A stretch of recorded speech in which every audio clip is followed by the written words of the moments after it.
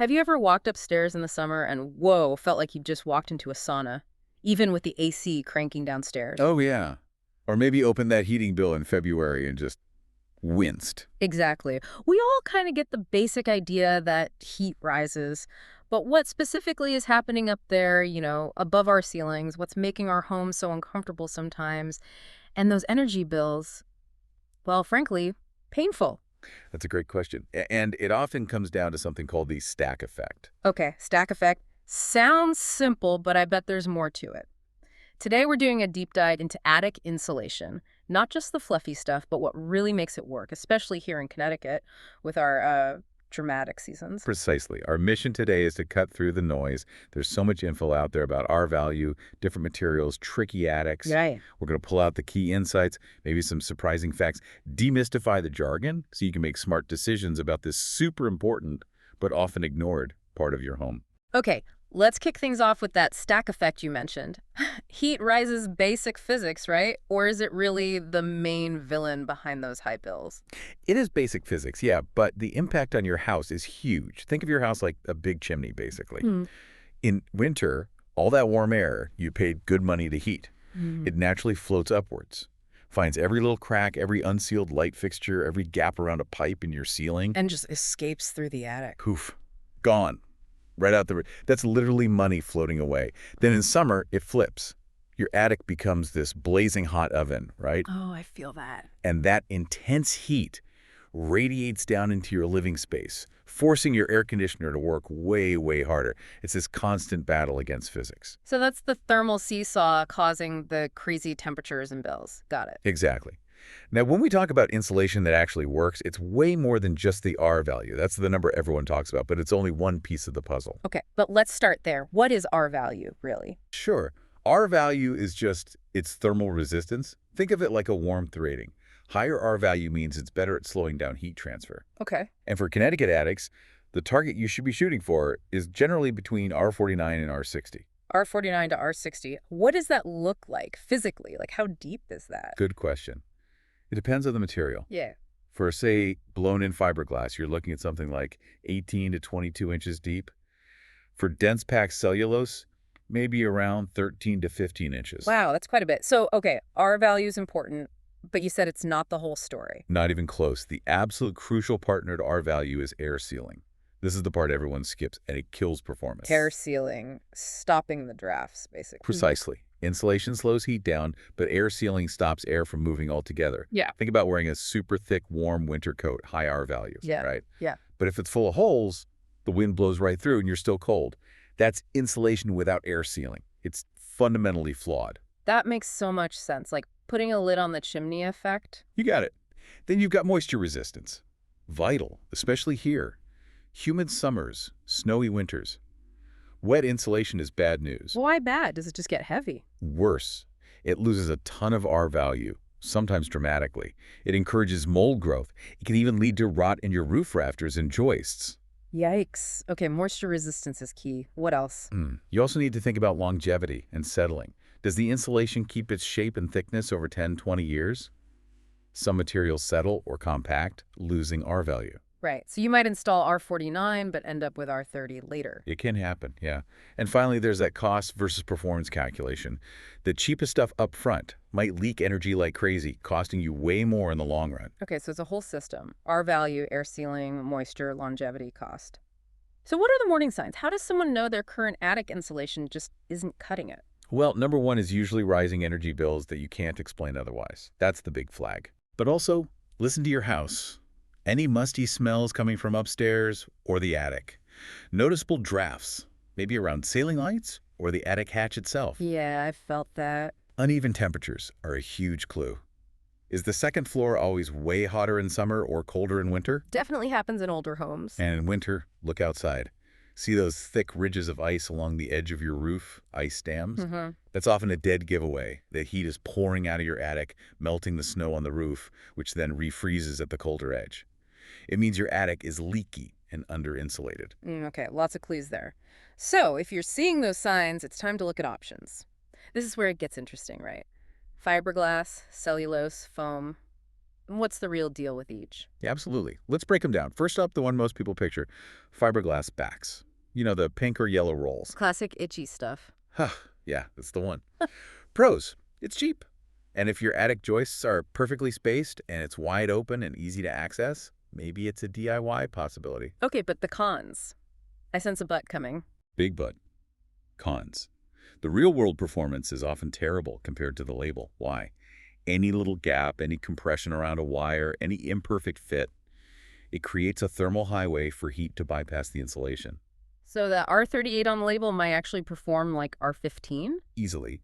Plus, zero air sealing ability. It can sag, get compressed. It just doesn't handle the imperfections of a real attic very well. Not ideal for getting truly airtight. Okay, so bats are cheap but often don't deliver. What about blown-in fiberglass, the loose stuff they blow in with a hose? Right. Pros. Generally more affordable than some other loose options. Quick install. And it does a much better job filling those awkward gaps around pipes and wires compared to bats. It conforms better. Better coverage then. Definitely. And it doesn't really settle much over time, which is good. Cons. Still doesn't air seal on its own. You absolutely need separate air sealing first. And it's still sensitive to moisture. So where's it best used? Good for open attics that are already well ventilated and dry. Or it's great for topping up existing insulation that's maybe settled or just isn't thick enough anymore. Makes sense. Okay, next. Dense pack cellulose. This is interesting stuff. It's made mostly from recycled paper. Like newspaper. Yeah, treated with borates. Pros. Very good R value, about R3.2 to R3.8 per inch. But the key is dense pack.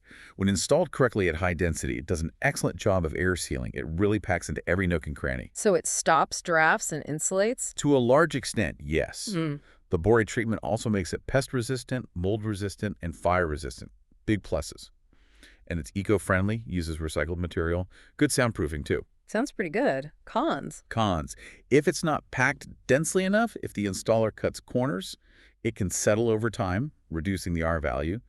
And like fiberglass, it doesn't like bulk moisture if the attic isn't properly vented before you install it. So proper installation is critical there. Best use cases. Fantastic for older homes, especially retrofitting walls or tricky attic cavities. Great for anyone prioritizing eco-friendly options and solid performance. Okay, now for the one that seems almost space age. Spray foam. Right, and there are two main types. Open cell and closed cell. General pros for both. High R value creates a totally seamless air barrier, no gaps. It's super long-lasting, sticks to everything, and can even add some structural rigidity. Sounds impressive. Let's start with closed cell spray foam. Okay. This is often called the Cadillac option. Pros. Highest R value per inch, typically R6 to R7. Crucially, it's a vapor barrier in itself. It stops water vapor movement. It's dense, rigid, and this is huge. It does not absorb water. Wow, okay, so it handles moisture. It blocks it completely. Ideal where space is limited, you need maximum R value at minimal depth, or moisture is a big concern. And open cell spray foam. Pros. It's cheaper than closed cell, more flexible, expands a lot, and still does a great job air sealing. But there must be a catch, especially with moisture. Big catch. Cons. Open cell. It is not water resistant. It will absorb and hold water like a sponge. So generally not recommended for attics in our humid Connecticut climate, especially unvented ones. It can trap moisture. Okay, crucial difference there. Any other cons for spray foam in general? Cons. Both. Definitely the most expensive option up front. And it absolutely requires professional installation. Specialized equipment, safety procedures, not a DIY thing. So where does closed cell really shine? Maximum efficiency is the goal. Tight spaces, complex roof lines, basements, crawl spaces, rim joists, areas prone to dampness, vaulted ceilings, unvented attics where you need that complete thermal and moisture seal. It's the problem solver. Gotcha. One more material. Right. Mineral wool, also known as rock wool. Okay. Pros. Good R value, often R4, or like slightly more per inch. It's naturally fireproof, handles very high heat. It's also highly water resistant. Water tends to beat up and drain off rather than soak in. Excellent soundproofing too. Cons. Cons. Usually more expensive than fiberglass and sometimes harder to find. Best for? Places where moisture is a definite concern, but maybe spray foam is overkill or too costly. Also used a lot in fire-rated construction. Okay, wow. That's a lot to compare. So, quick summary, closed cell foam for top performance and moisture lockdown. Yeah, if budget allows and the situation demands it, cellulose for great all-around performance, value, and eco points, especially in older homes. Right. And fiberglass. Well, blown in is decent if dry and air sealed. Bats are risky in terms of real-world performance unless installed perfectly. It really hammers home that the best choice is so specific to the actual house budget and what problem you're trying to solve. Exactly. It's about the whole system. Okay, speaking of specific houses, what about those attics that are just awful to deal with? Super low ceilings, crammed with wires, barely an access hatch.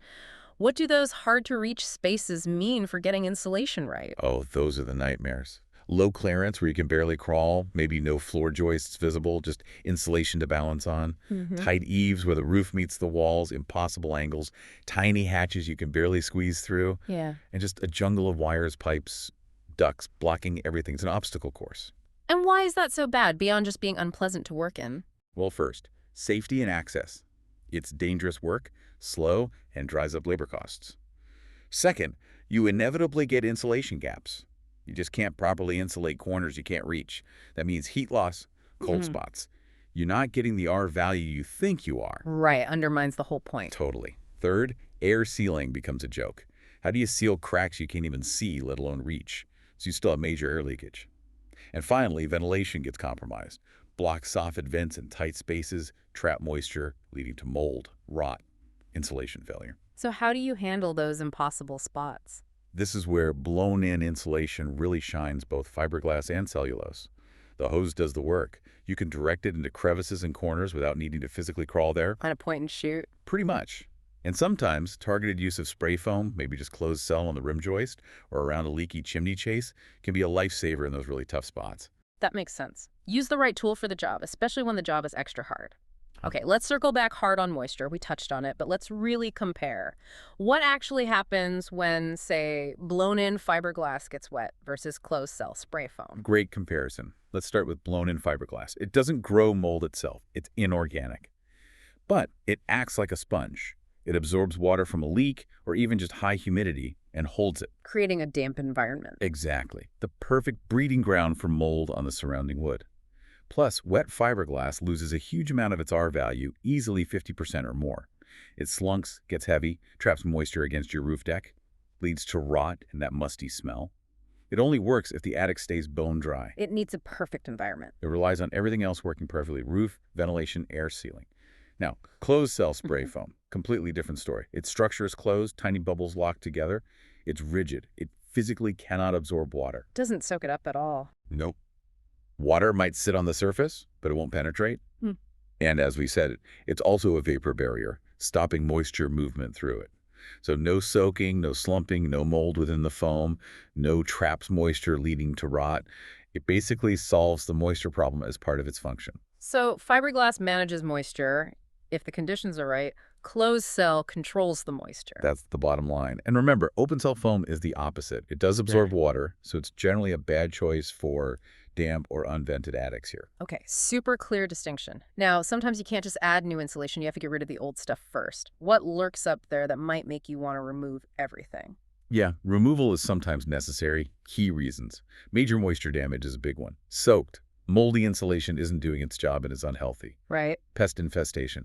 If mice, squirrels, bats, or even insects have made a home up there, you've got droppings, urine, nesting materials. It's unsanitary, smelly, and needs to go. Definitely don't want to just cover that up. No way. Visible mold or mildew growth throughout the insulation is another obvious reason. And finally, dealing with old, outdated, or potentially hazardous materials like vermiculite. Some older vermiculite insulation contains asbestos. Asbestos? That sounds serious. It is. If you suspect vermiculite, you absolutely need professional testing and abatement. Don't touch it yourself. So assuming it's not asbestos, how does removal work? Just scoop it into bags? You can do manual removal for bats, but for loose fill like old cellulose or fiberglass, vacuum removal is much better. It's cleaner, faster, and contains the dust and debris way more effectively. Not just my shop vac, though, right? Definitely not. You need a powerful commercial-grade insulation vacuum with HEPA filtration, large diameter hoses that don't clog easily, and huge collection bags. And safety gear is non-negotiable. Like what kind of gear? A good respirator with the right cartridges, not just a dust mask. Sealed goggles, gloves, a disposable coverall suit, maybe even booties. You need to seal off the attic access with plastic sheeting, protect your home. It's a messy, potentially hazardous job. Sounds intense, like a mini hazmat scene. When should someone just say, nope, calling a pro? Honestly, pretty often. If there's any sign of mold or rodent contamination, call a pro. If you suspect it's asbestos, absolutely call a pro. If your attic is super difficult or unsafe to access, very steep roof, really tight spaces, call a pro. If you don't have the right equipment or training, call a pro. They make it faster, safer. And probably more cost-effective in the end, considering equipment rental, disposal fees, and your time, plus the risk of doing it wrong or making yourself sick. Good advice. Okay, whether removing or adding, let's get practical. What are the absolute must-do installation tips? The things that make the difference between a job done right and, well, a waste of money. Number 1, 2, and 3. Air seal first. Yeah. Can't say it enough. Seal every penetration, every crack, every top plate before insulation goes down. Use foam, use caulk, whatever it takes. Got it. Air seal, air seal, air seal. What else? Install baffles or vents, chutes in the eaves. These keep the soffit vents clear so air can flow up towards the ridge vent. Crucial for ventilation and preventing moisture, especially with blown insulation that could otherwise block the vents. Makes sense. Keeps the attic breathing. Yep. When installing loose fill, use depth markers. Rulers basically stuck throughout the attic so you can ensure you're hitting that target depth consistently everywhere. No thin spots. Avoids guesswork. Exactly. Also, know your limits. Leave tricky installs to the pros. Seriously, maneuvering in a cramped, hot, potentially dangerous attic while operating equipment is hard. A pro will likely do a better, safer, faster job. And you mentioned wiring earlier. Huge safety point. Watch for old wiring, specifically knob and tube. It's designed to be in open air to cool down. Burying it in insulation is a major fire hazard. It needs to be inspected and likely replaced or deactivated by an electrician before insulating. Critical safety tip. Okay, let's flip that. What are the most common mistakes people make? The expensive redos we want listeners to avoid. Well, we've hammered it, but skipping air sealing is mistake number 1. Number 2 is choosing insulation based only on the lowest price.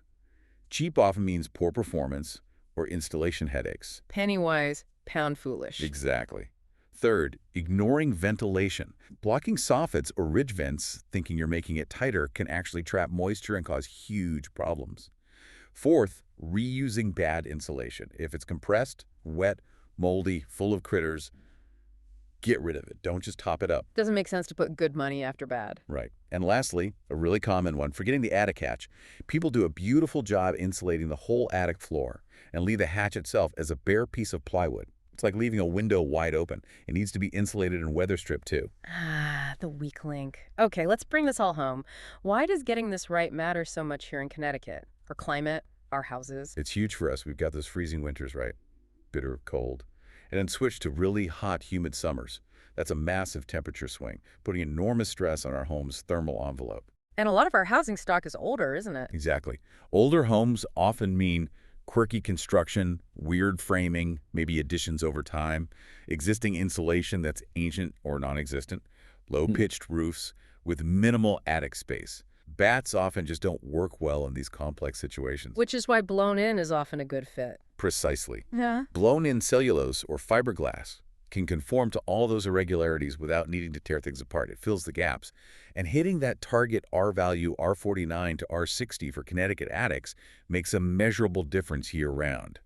It's not just comfort, it's serious energy savings. Okay, the million-dollar question, or maybe the few $1,000 question. What's the damage? What does this cost? And is it really worth that investment? It's definitely an investment, but usually one with a really good, pretty quick payback compared to other home upgrades. Costs vary a lot, of course. Ballpark figures? Sure. For installed cost per square foot.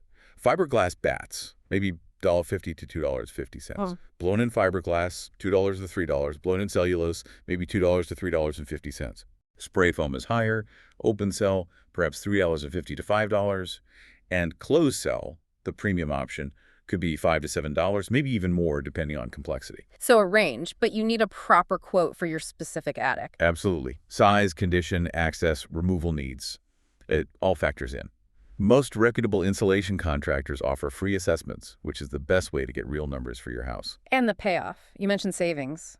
Yeah, the Department of Energy and Energy Star estimate that proper air sealing and insulation in the attic can cut your total home energy bills by anywhere from 15% up to maybe 27%. That's significant year after year. That adds up fast. Are there any programs to help with the cost? Rebates, tax credits? Yes.